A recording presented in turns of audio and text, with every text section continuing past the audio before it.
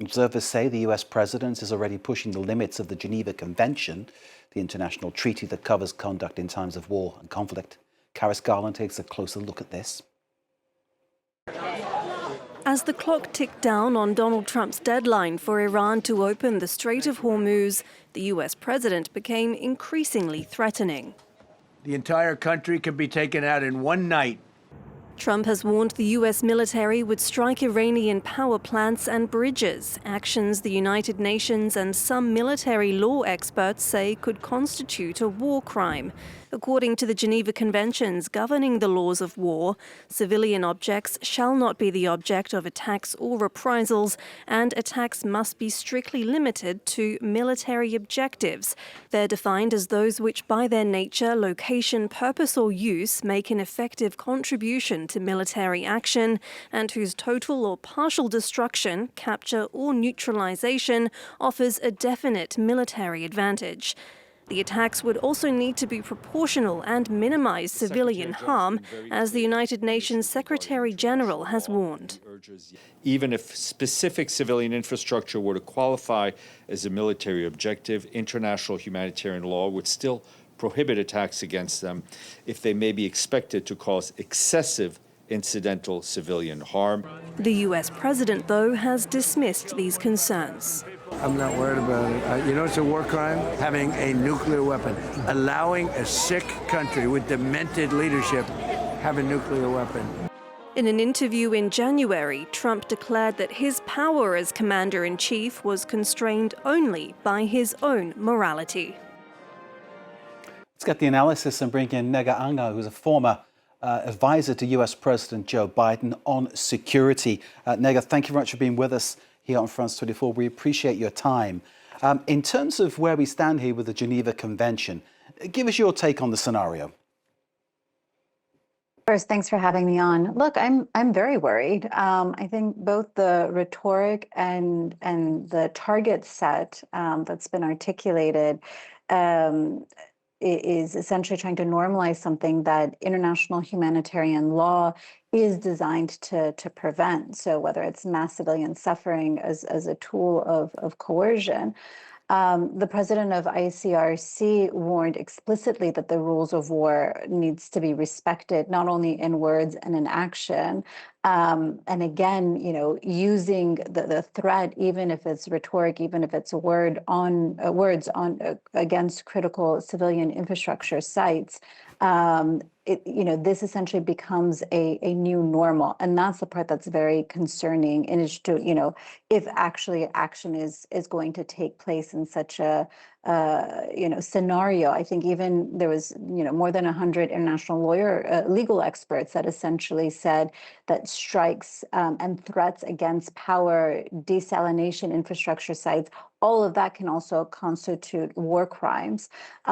So we are in a very difficult situation. Again, we're in a scenario where trying to put out fire with fire isn't necessarily going to resolve this conflict. It's just going to continue to escalate. I think even when we were talking, your earlier reporting about human chains, that Iran is using, even that in and of itself can be an illegal action. But also the legal nuance that I would want to stress is also, even if one party, unlawfully uses human shields, it also doesn't erase the fact that the attackers also have a legal duty. They too have to apply the same kind of distinction and provide feasible precautions so that the shields, essentially these human shields, aren't used. And so we're in a very precarious state right now that, quite frankly, it's unclear what will happen. The Iranian people themselves, the Iranian citizens, average citizens, are extremely nervous right now. They're terrified about what will happen in the next few hours. As you mentioned, that aspect, being an Iranian American yourself, I imagine there's a whole number of things going on in your head right now that must be quite difficult to express. With what you're feeling, what you're sensing, how do you think the next few hours are going to play out? What's the kind of gut reaction you have? I'll tell you, just purely the text messages, the WhatsApp messages, the phone calls that I'm receiving, whether it's from the diaspora, friends of friends who are receiving calls, that just the pure stress. This is, everyone is terrified because it's genuinely unclear what will happen, what the next steps are. Everyone's trying to read the tea leaves. Will he actually attack, not attack? And, frankly, sometimes it's not even the Iranian diaspora. It's just friends in the Middle East, in the region, and those who have family in the region, who may be expats. Everyone is concerned what will happen, because if there is going to be an attack on Iran this evening, or if it gets pushed out for another 48 hours or some other timeline, just again, this looming over everyone's head is concerning. People aren't sleeping comfortably right now. And it's not just the Iranians inside Iran, it's the diaspora, it's others living in the region as well. We need to separate, of course, in people's minds, the regime in Iran, which many people condemn as being despicable. That's words that's been used many times. And of course, the individual people who perhaps don't feel to be part of that regime. And at one point, Donald Trump was saying that this was about protecting those individuals. That's not something he mentions much or indeed at all right now. And I'm wondering what your thought is regarding the international law thing. The United States, not a signatory to the International Criminal Court, but it is part of the Geneva Convention.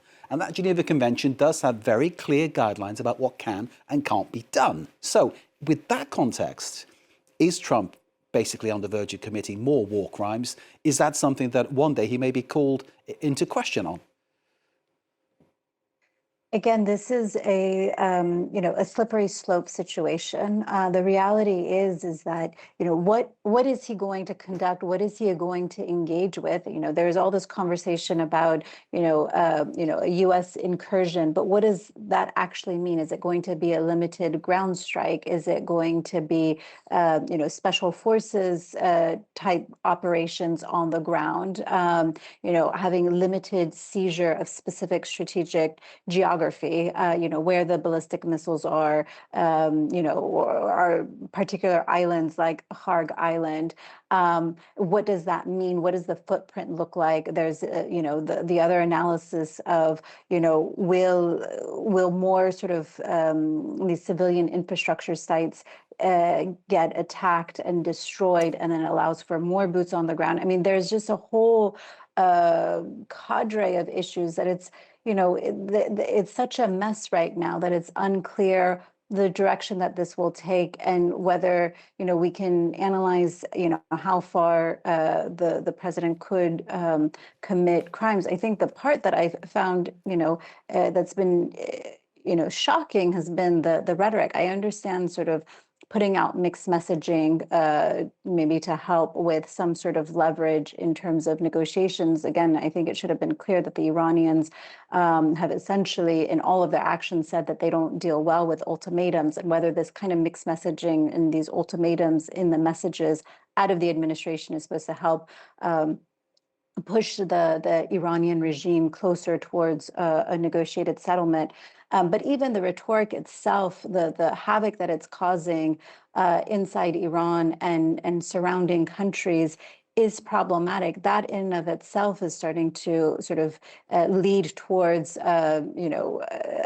legal constraints for international law experts, and the threats itself, the rhetoric itself, the words itself could create a norm for other countries to pursue years down the road that can cause the same kind of crisis, an emotional crisis for people.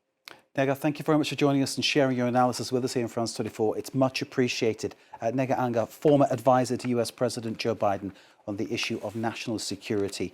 I hope, if you have relatives in Iran, that they are safe. And obviously, I hope that your worst fears do not come true. Thank you so much for sharing your thoughts with us here in France 24. Greatly appreciated. I appreciate you. Thank you. Thank you.